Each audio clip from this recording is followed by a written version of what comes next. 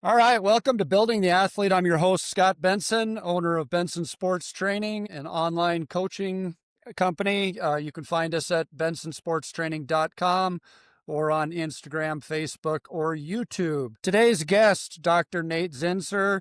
Nate, how you doing today? I'm doing great, Scott. It's a cold and beginning to snow day up here in my neck of the woods, but I'm delighted to be on with you. Okay, yeah, we went from 60 degrees to -5 in a week's time, so I hear you. I don't know if I'm ready for that. From now on, I'm going to be referring to you as Dr. Z. Dr. Z, please give us some background and introduce yourself. Certainly. Good day, everyone. I am Dr. Nate Zinser. I am a PhD in sports psychology. I consider myself a sports psychology expert. I am not a clinical psychologist. I don't have a license to practice psychology. I'm very clear that I am a coach with a sports science background, and my coaching specialty is in the psychology of training and competing. For 30 years, I was the director of an applied sports psychology program at the U.S. Military Academy, West Point. I was heading up a program designed to help cadets, the future leaders of the Army and the future leaders of the nation, understand how to be confident despite the setbacks that are inevitable, to be focused despite the distractions that are inevitable, and to be composed despite the reality of considerable stress in our modern world. I have been very fortunate to be in that position for 3 decades. And I have also developed a practice on the side with professional athletes. And since the release of my book, The Confident Mind, in 22, that practice has expanded to venture capitalists, cardiac surgeons, professional musicians, professional axe throwers. Yes, there is such a thing. So the demand and interest in my work has really blossomed. And I'm delighted to have this opportunity to share some time with you today. Yeah, and I think when I reached out to you, I kind of had commented on you've been a big part of my business, and I can't tell you, I've probably handed out 2 or 3 dozen of your books, referred lots of people to get it and listen to it because I relate to it so much, and I love how you structure everything as far as building a positive mindset. And we'll talk about that and get into that a little bit more. And I think I've kind of got it narrowed down to why I relate so well with it. So I'll tell you a story here in a little bit. But when you were being inspired to write The Confident Mind, was there a certain situation or athlete or person that you saw the need for that, and that's what prompted you to write that, or was it just from all of your dealings in general? It was more so the latter. There wasn't a single individual or single experience that said, hey, I really need to put this into a format that everybody can access. It was more just the number of people who came to my office year after year after year saying, gosh, I just don't seem to have any confidence anymore. It was in almost every case, this particular individual had a lot of reasons to be confident in him or herself. They just didn't know how to use those experiences properly. So that was the genesis for the book. Okay. And you'd mentioned in your introduction, it's growing to where it's not high level athletes or the military people that you were working with. Now you have, I mean, is it fair to say from every walk of life you have clients? It is fair to say from every walk of life, doctors, lawyers, salespeople, managers, startup CEOs, entrepreneurs, musicians, and athletes in every sport imaginable. Yeah. And obviously my world is sports and working with athletes, but my philosophy is sports prepares you for life. I mean, it's awesome when I get to work with an NFL player, Major League Baseball player, an Olympian, but that's very rare. And the thousands and thousands of athletes that I've worked with, that comes along a very low percentage of the time. So my philosophy is that we're getting ready for life, and that I really feel like my experience in sports as an athlete really developed me to handle adversity of life and things that we run into as adults and professionals.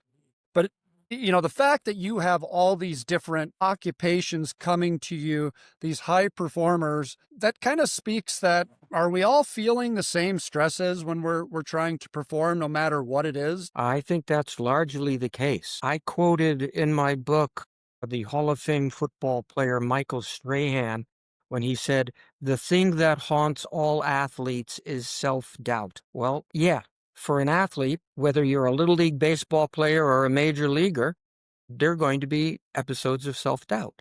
It will erode your ability to take in information, process information, and then execute on your processed information. Self-doubt will do that. And the self-doubt is not limited to what we typically think of as athletic situations. The surgeon, the salesperson, the musician, the dancer, they're just like the baseball player or the major or the NFL Hall of Fame football player. They can be haunted by self-doubt. It's curious, just as an aside, Scott, the word athlete is derived from two Greek roots. Athlon, meaning contest, from which we get decathlon, pentathlon, etc., and ethlos, meaning prize. An athlete, by definition, is one who contends for a prize. That prize can be a Super Bowl ring or the World Championship trophy or the Olympic gold medal.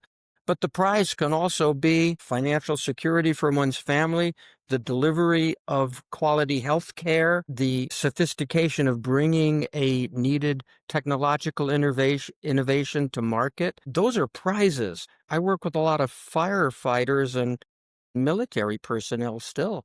Well, they're out there trying to save lives and save property. That's the prize that they are striving for. So in a very important sense, they are athletes, just as Okay. Yeah, that makes sense. So from a mental, physiological, and emotional standpoint, does the body know any difference between playing for a Super Bowl, performing life-saving surgery, or closing a multi-million-dollar deal? Does the body react the same? the body might react differently just in terms of, the physical demands of running a marathon versus performing a very delicate neurosurgical procedure. The body will respond a little bit differently. I think what's really interesting is how the body doesn't necessarily know the difference between a training run and the marathon race. All the body knows is that there's a demand for oxygenated blood. The body does not know that this race kind of matters to me because it's what I've been training for, or I've set my goal to run a certain time in this marathon, and I'll be disappointed if I don't achieve that time. The body doesn't know that, you know?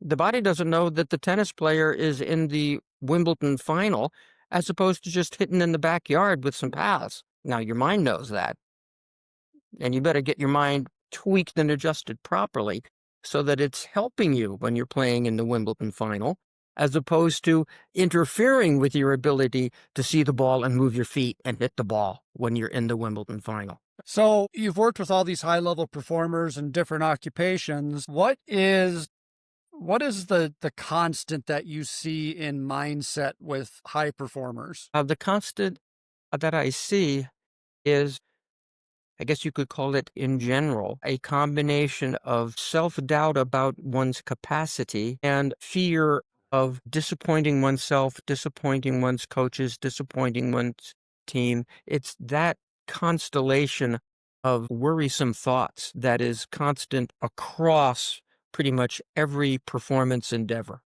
Okay. What's an important lesson that you've learned working with these performers? Are Yeah. there things that you take away and apply in your own life? Without a doubt, trying to benefit I'm trying to practice what I preach, most certainly. And you know, I'm trying to be as cool under the pressures of my life as I would want an NFL quarterback or an NBA point guard to be under the pressures of their lives. One thing that I have really, really noticed in the past couple of years, where I've been spending more time with a greater range of clients, is that no matter how successful you are, there's still going to be a little doubt, a little fear, a little worry. It is wired into our biology to be looking over our shoulders a little bit. It's a survival enhancement that is built into us through our hundreds of thousands of years of living as technologically primitive hunter-gatherers. We had to keep our head on a swivel to find the drinkable water, to find the sheltered valley, to find the tracks that were going to lead to the meat that we needed to get us through the winter. We had to be somewhat concerned about our future because we're kind of underdeveloped physically. We don't have fangs, we don't have claws. That physical, biological tendency to worry a little bit has been built and supported and blown way out of proportion in our social and cultural lives, okay? We have been taught from a young age to be careful about yourself, to consider all the ramifications of failure and disappointment. And so we've become a little hypersensitive about that.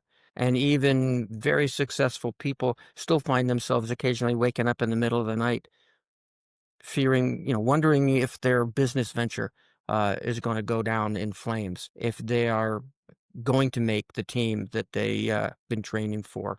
It's inevitable that you're going to have that.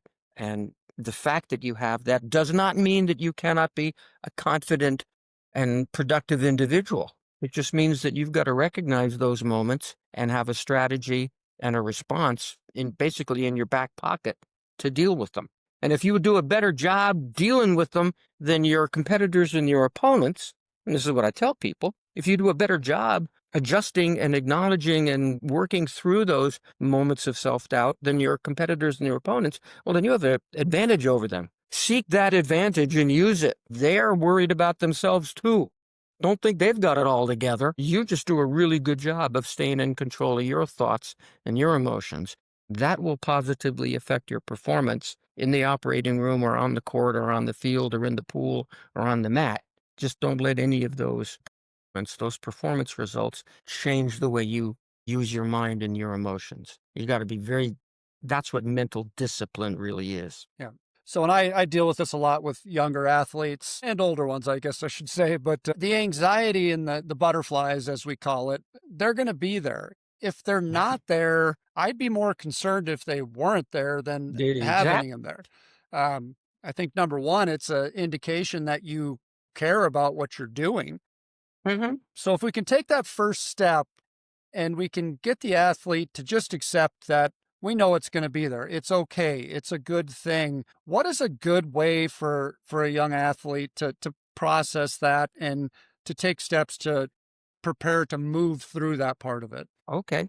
Well, you're exactly right that it's going to happen. And it's going to happen because we care about what we're doing. The reality is that the human being is designed, again, biologically through evolution or divine intervention. I don't know how we got here, but this is what we've got. We are designed to experience a biochemical shift when we are about to engage in something that matters to us. Now, it can matter because what we want to do, we want to play in that ball game. We want to get out there and do well. It can also matter to us because it's something that we have to do, like take an exam or take the scholastic aptitude test, take an entrance exam, go to a job interview. We have to do this, okay? We probably prefer not to, but we have to. So when we are in a situation when we're about to do something that matters, our bodies are going to go through a biological shift.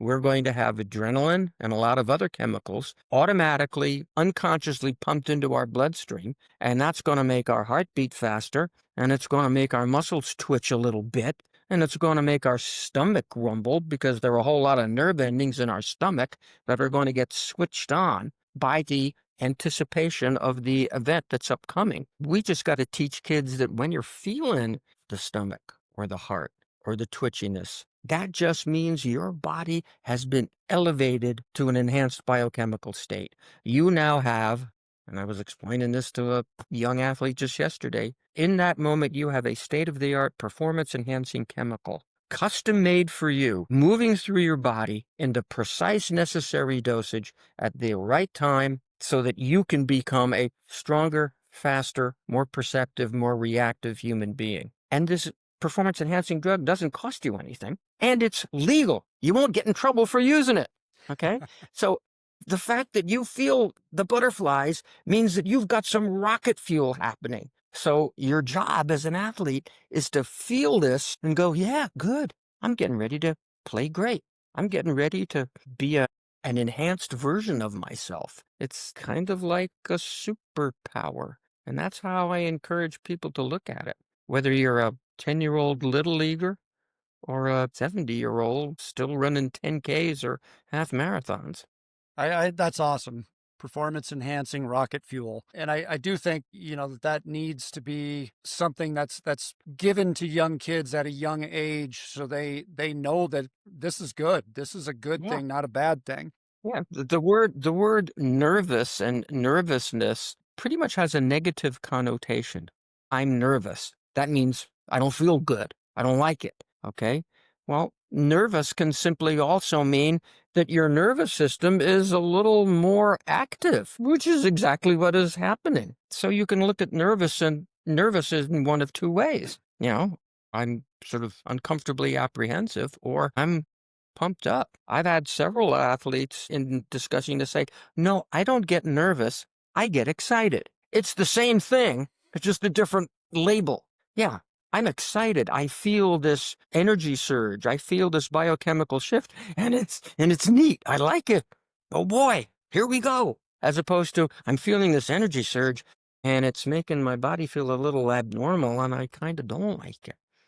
Uh, so I'm nervous. Can people say, oh, don't be nervous, don't be nervous, don't be nervous?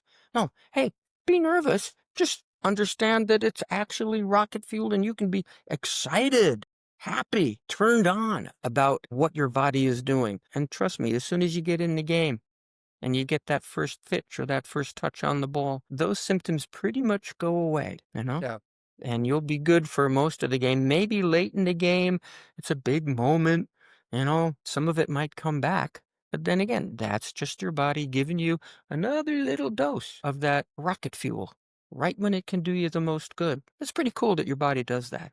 That's awesome. When I was coaching, one of the hardest things to mentally approach for track athletes is running the 400 and going out hard in the first 200 because you know what's waiting for you. Yes. And the anxiety that causes athletes. I was just working with she's a Division I 400-meter runner, and she was back for Thanksgiving, and we were working together, and she's still talking about that anxiety. And what I would always talk to my athletes about is make it an object.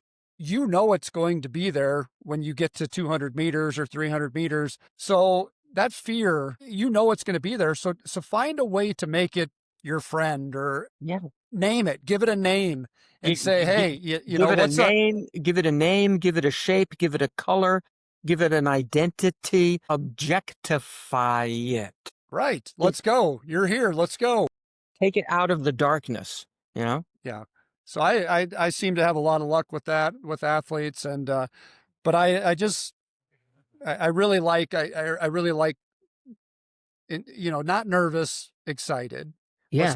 Let's put a positive spin on it, and I just think so many young kids could benefit from that. One thing I really want to talk to you about and spend some time on, and this is why I think I related to your book so well, is the talk about visualization, and I can quickly Mhm. tell you why I relate to it so much. I was coming out of high school as a high level high jumper. I was number 2 in the United States, Olympic aspirations, got to college, and they said, we feel like you can be, one of the best out there, but we need to change this, this, and this. Well, as an 18-year-old kid, absolutely, let's go. I'll do whatever. Well, they changed everything to the point where not once in college did I ever feel comfortable. I never felt Hmm. smooth or the easiness I felt with it in high school. But man, I was really competitive, and I really, really wanted to succeed. And at the time, we had a sports psychologist that taught me visualization, and I used that so much. And I swear the skill set I had in college was awful. I was incredibly athletic, but I was so determined to succeed. And I would, before every competition, I would lock myself away, detach, and just visualize the entire competition to the point where I was standing on the award stand at the end. And Hmm. I won I won so many meets that I had no business winning just because I really talked myself into winning them. And I think that's what I related to so well with you. And I'd love to spend some time on just the neurological component to that and the physiological effect of visualization. I love the cutting up the lemon, talking about that. And I've used that so many times, and, the saliva glands start to work just imagining it. So from an athlete's perspective, you're performing mental reps. Can you talk about the physiological effect of the mental side of it? Certainly. To a very significant extent, Scott, the human nervous system can't distinguish between an actually experience and a vividly imagined experience. You mentioned the lemon exercise. If one vividly imagines taking a bite out of a lemon, there's going to be an automatic, unconscious salivary response because the image, the representation in terms of a picture in the mind's eye, a remembered taste of a lemon, all of those stimuli are going to combine and they're going to communicate to the parts of the brain that tell the salivary glands, hey, get to work. There's something coming into the mouth right now. Produce the saliva because we're going to need to digest that stuff that's coming into the mouth, even though there's nothing coming into the mouth. Parts of the nervous system can't distinguish between a vividly imagined experience and an actual experience. Everyone has also experienced this in terms of a frightening dream that they wake up from, and they can feel the heart beating fast and the fists are clenched and maybe you're even sweating. Okay, because in your dream you had to run or fight or do something physically demanding, so your brain turned on a lot of the same mechanisms that it would turn on if you actually did have to run or fight or were encountering something very scary. All of us athletes in every walk of life can take advantage of this principle, and so that we can literally get our body into the state that we want it to be in when we are running, swimming, wrestling, selling, performing that piano concerto on stage. If we vividly imagine and using as many senses as possible, see what I am going to see when I'm there. I'm hearing the environment. I'm feeling my feet on the floor or the turf or the court. I'm feeling the little bit of sweat from the warm-up trickling down my chin. I am feeling the anticipation, the excitement that comes before, that I typically experience before an actual event. If I can use all my senses to create an experience that I want to have, you're literally doing some rewiring in your brain. You're connecting neurons that control movement activity. And for a well-learned skill, a golf swing, coming out of the blocks, as a sprinter, or even feeling that final push in the last 80 meters of the 400-meter race, all of those activities are governed by chains of nervous system activity. When we vividly imagine them, we rehearse those chains. Electrical impulses travel down those neural networks. So we're actually refining and building skill simply by imagining the performance that we want to have. Now, we have to get out there and physically practice because our muscles need to work, but our muscles are guided by our nervous system, and our nervous system can be trained by this kind of quality visualization or envisioning practice. I hope that was a sufficient and succinct enough explanation. Yes, yes, definitely.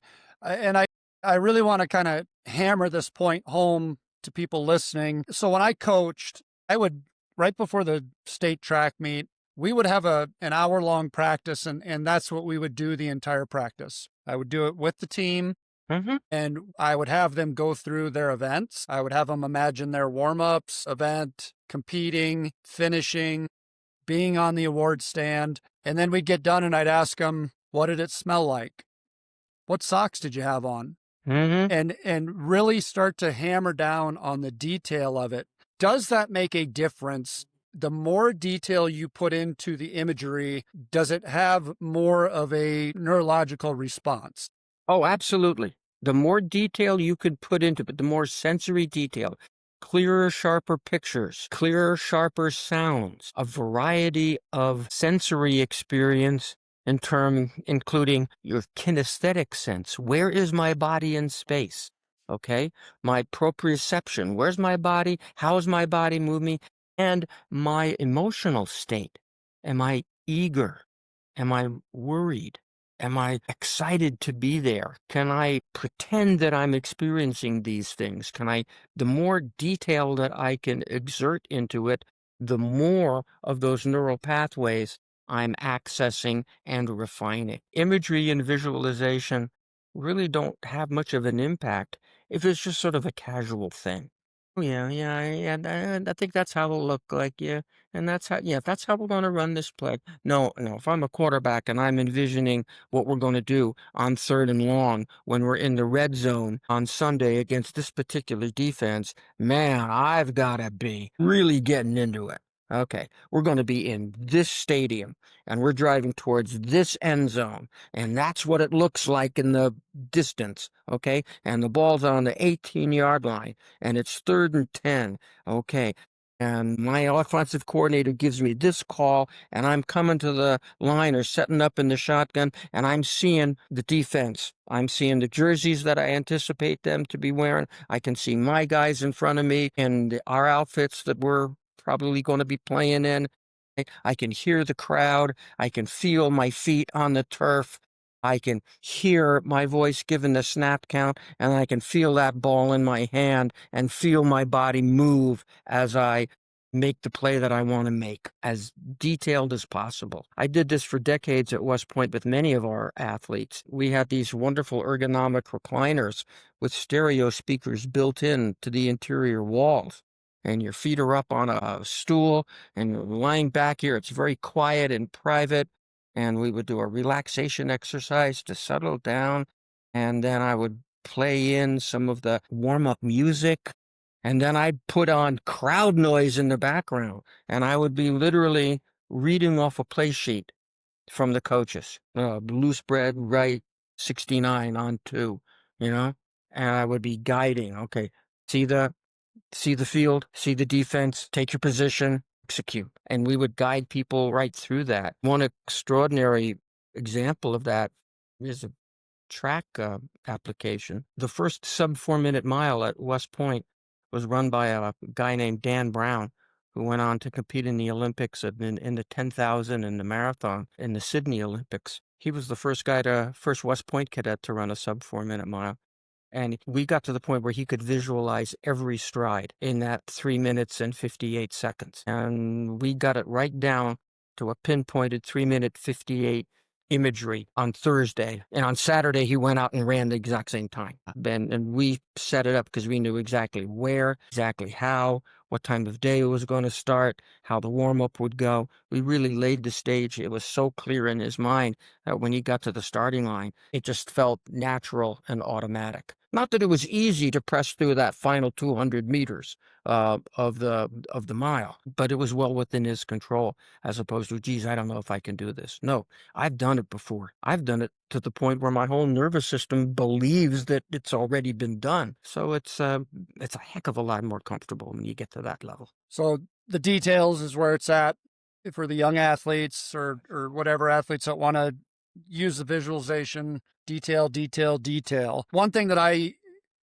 really used a lot of, with the visualization was self-talk. I would not allow anything negative to come in, and I would just constantly, like I said, I would convince myself that I was going to win a competition and until I absolutely believed it. One really cool thing that I saw, and I'd like to get your comment on it. A long time ago, my coach in college, he owned Championship Video, which is a large distribution company of instructional videos with coaches. And Tom Tellez, who was a high-end coach back in the 80s and coached Carl Lewis to, 9-time Olympic gold medalist.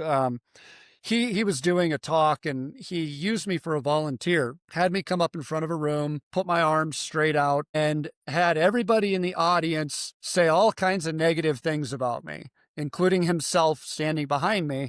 And then he asked me to hold my arms out and then resist. And Right. my arms went right down. And then he reversed it and he started saying all kinds of nice things about me, all kinds of uplifting, positive things.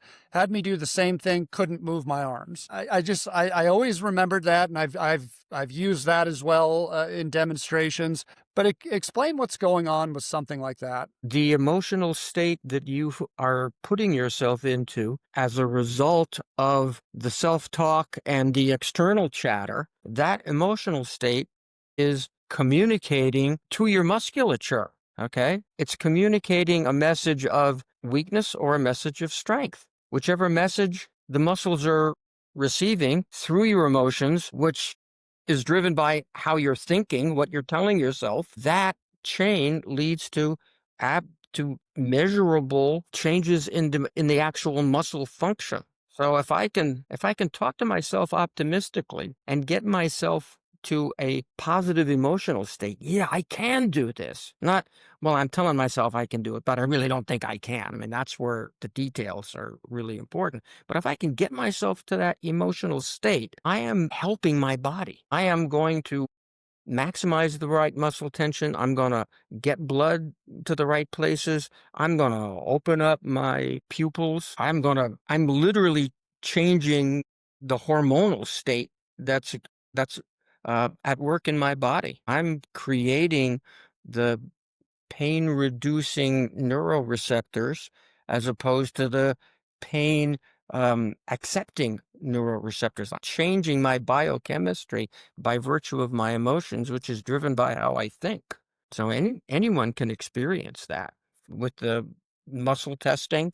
I challenge anybody to go ahead, go on a run, go on your standard 2-3 mile run and maintain a steady stream of encouragement as if your very best friend was right there on your shoulder, talking in your ear all throughout, you know. Hang tough. You can hold this pace. This is easy for you. You're ready for this. You can do this.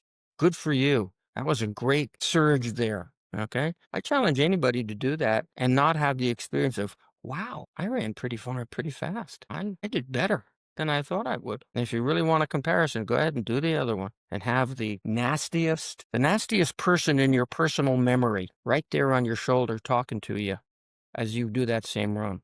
What a jerk you are. Who thinks, who the heck do you think you are? You're really not very well suited for this. You will find your body reacting differently, you know?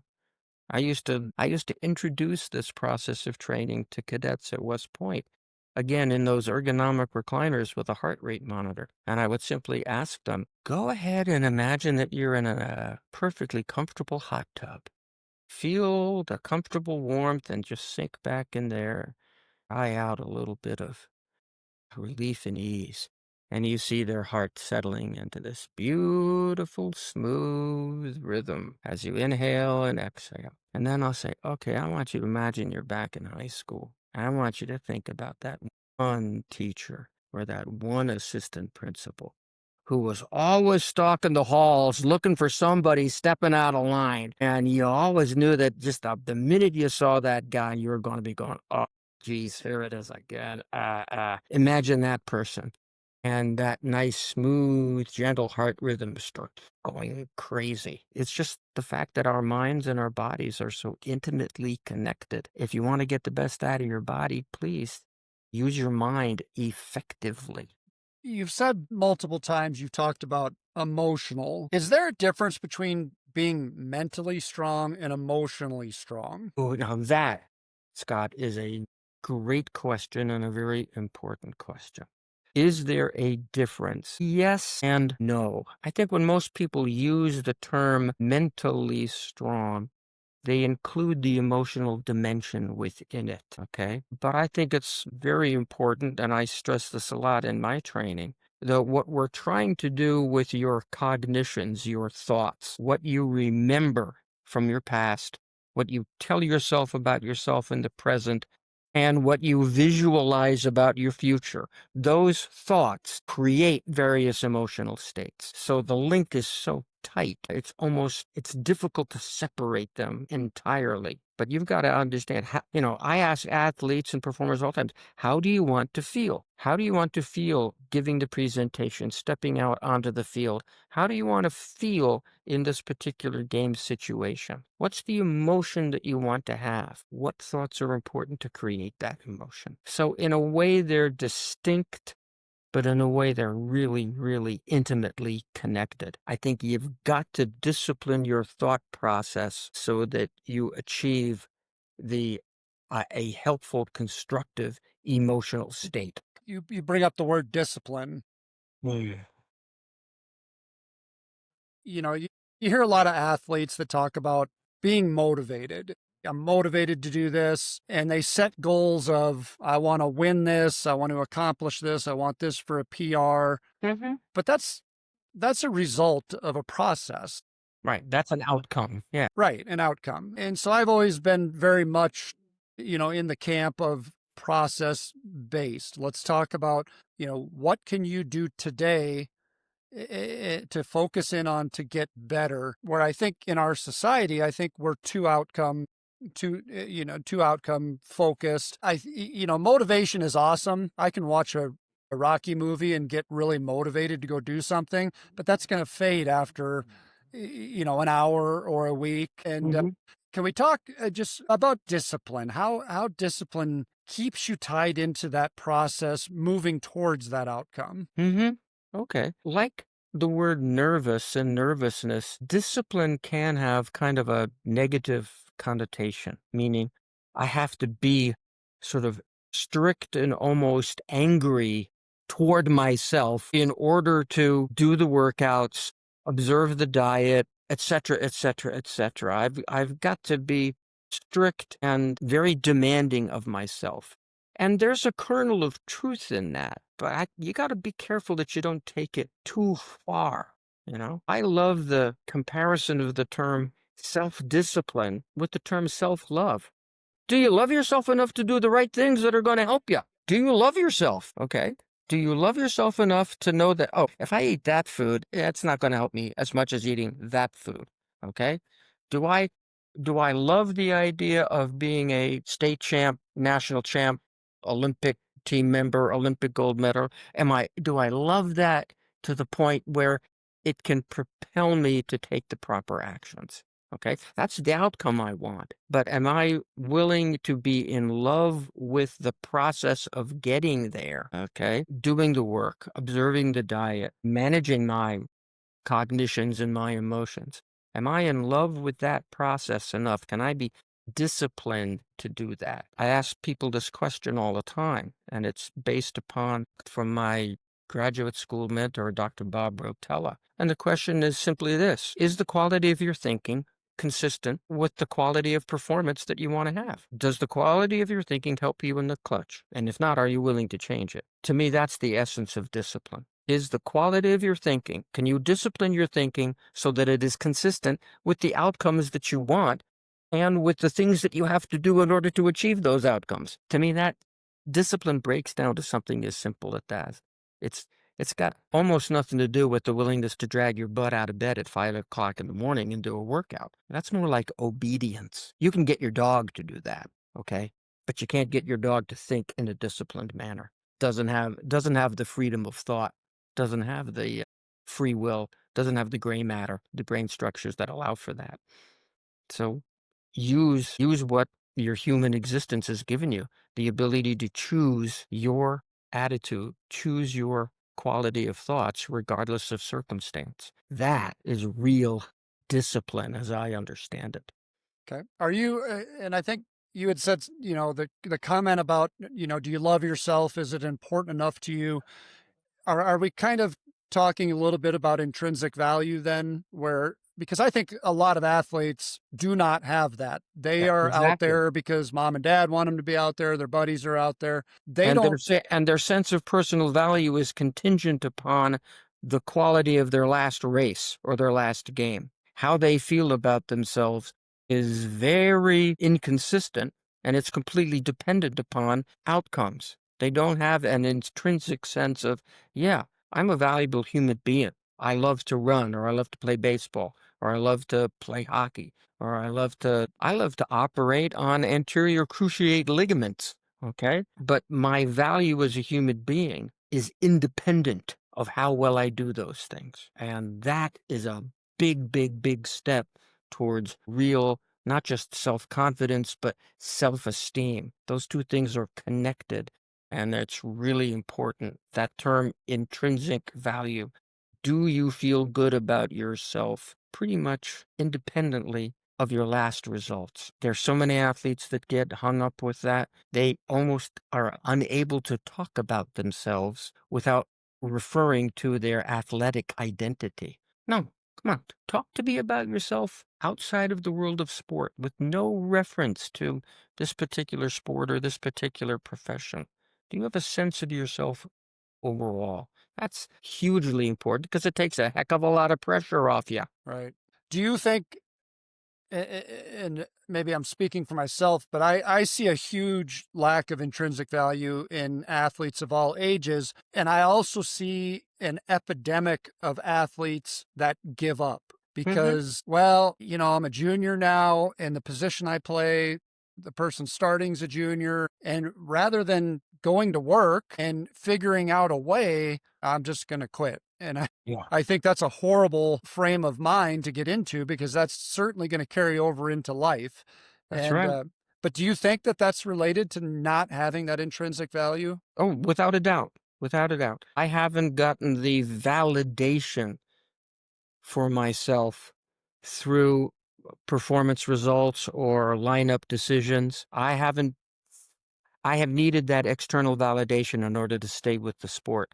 And that's a really unfortunate process. That's a really ineffective way to motivate oneself. That's not a great source of energy. Your energy ought to come from the joy of being involved in the sport as much as you can, and the joy of figuring out how you are going to crack that lineup if you're the number 2 or number 3 person on a depth chart. Okay, what can I do? What do I need to learn? Okay, I'm valuable enough just in my life as it is, but I can enhance my life by getting bigger, stronger, faster, more skilled, etc., etc. And learn some good habits in the process. Exactly. There's a famous quote at West Point. It's on a plaque outside the gymnasium. And it's a quote from one of West Point's more famous graduates, Douglas MacArthur, who was a important general in the Second World War, and who also was the superintendent of West Point in later years. And the quote reads, "On the fields of friendly strife are sown the seeds that on other fields will bear the fruits of victory." Douglas MacArthur really felt that the participation in organized athletics was really teaching cadets lessons that they could draw upon if they happened to get in the fields of not very friendly strife, actual combat, following a plan, enduring a little bit of physical discomfort, okay, communicating with teammates under a time constraint, and indeed thinking optimistically about what you're about to do and what result it will have. These are things that sports teaches us, and these things help us in all walks of life. Because wherever we go, whatever we end up doing with ourselves, there are going to be complicating factors.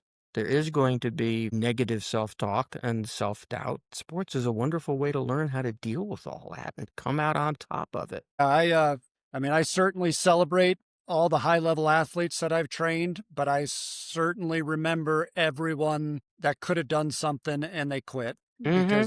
because they just didn't see the path, or Yeah. they didn't have that intrinsic value, and those kind of haunt me. So, what do you think the number one thing is that coaches and parents are doing these days that are breaking the confidence of young athletes? I think they are treating their young athletes differently when they win versus when they lose. There's a heck of a lot of congratulations after the wins, and there is I'm not going to say necessarily anger or criticism directed after the losses, but there isn't the same degree of unconditional support in those two experiences. And what a mom's got to do, what a dad's got to do, is tell a kid, gosh, I just loved watching you play. And you really don't even talk about the result. You know, if you're going to mention something specific, you say, wow, you did something really nice in the third inning or whatever. I love the way you fielded that grounder. You had to reach way out for it, but you got your feet underneath you and you made a nice throw to first base. That was great, son. Just leave it at that, you know, even if it was a losing effort, you know, even if the kid committed an error 2 innings later. I wouldn't rub his face in that. He knows. You don't have to do that. So the provision of unconditional support, regardless of outcome, is really something that everybody involved in youth sport has got to be aware of. We could probably open up a whole nother hour talking about where that anger comes from with Oh, parents, but yeah. You're not kidding. yeah, I tell parents all the time, look, make sure that you separate your own needs, your own interests, your own experiences from that of your son or daughter. yeah, Okay. Oh, yeah, I'm a really good sports parent. Okay. Well, we're going to see about that, mom. yeah. So as we kind of start to wrap up here, one last question. What do you think the result of these kids being on devices nonstop, how does that interfere with everything we've talked about?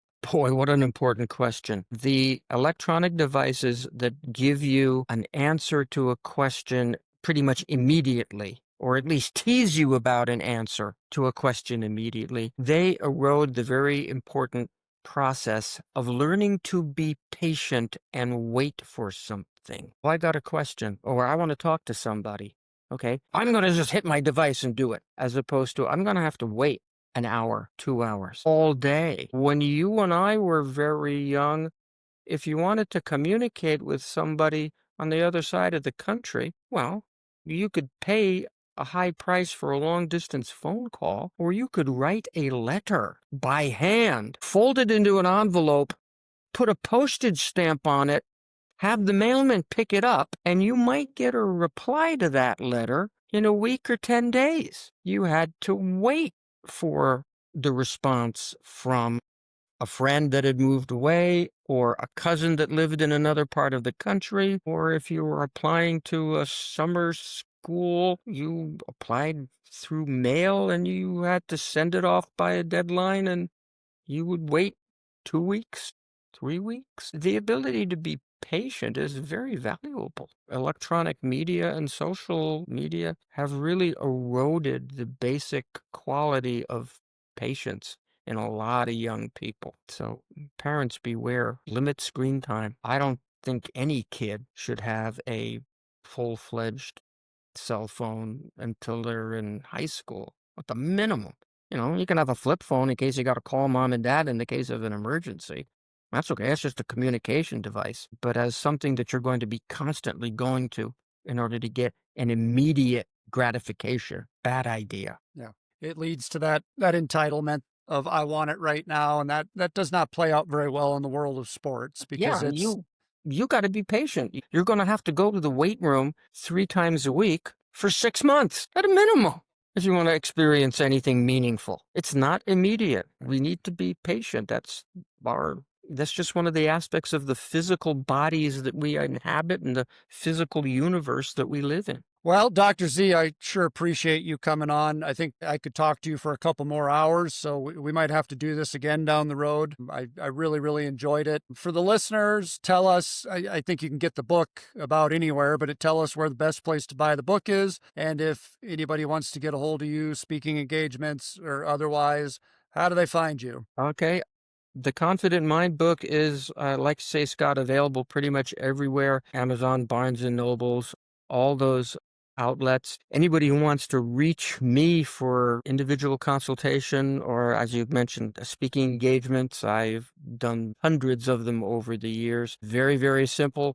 Nate.Zinser@gmail.com. It couldn't be easier. Um, I do not have a complicated web address. It has been a pleasure fielding your questions. It's a pleasure working with somebody who is so dialed into the reality of what sports can do and what we need to do to keep making the sport experience meaningful and productive for young kids. That's noble work. So I'm delighted to support you in any way I can. I'd love to come back on this show. Great. And I like I said, your book has been a model for me in my business, and I will continue to get it out to as many people as I can. So, Much appreciated. Dr. Z, thank you again. Really appreciate your time, and we will do this again for sure. Have a great Great. day. You too. Best. All right. Thank you for joining Building the Athlete today. What a great guest, and Dr. Nate Zinser, author of The Confident Mind, former director of performance at West Point Academy. Great information for athletes, parents, and coaches. So again, wanted to thank Dr. Z for being on the show. We will definitely be having him back. For a limited time only for our listeners, we are going to be giving away a free consultation with one of our coaching staff. So that can be used to talk about recruiting, strength and conditioning, speed development, diet, nutrition, anything related to sports performance. Our coaches can guide you through what the next steps are to get into our online program. This is normally a $200 value, and we are giving that away for free. Just go to bensonsportstraining.com. There'll be a pop-up screen, fill out your information, and we will contact you to set up a time for that consultation call. Again, that's a $200 value. We are giving it away for free. If you like today's show, hit us up on our social media, Benson Sports Training, Facebook, Instagram. You can catch a video version of all of our podcasts on our YouTube channel, and our website is bensonsportstraining.com. Thanks for being with us today. We will talk to you soon.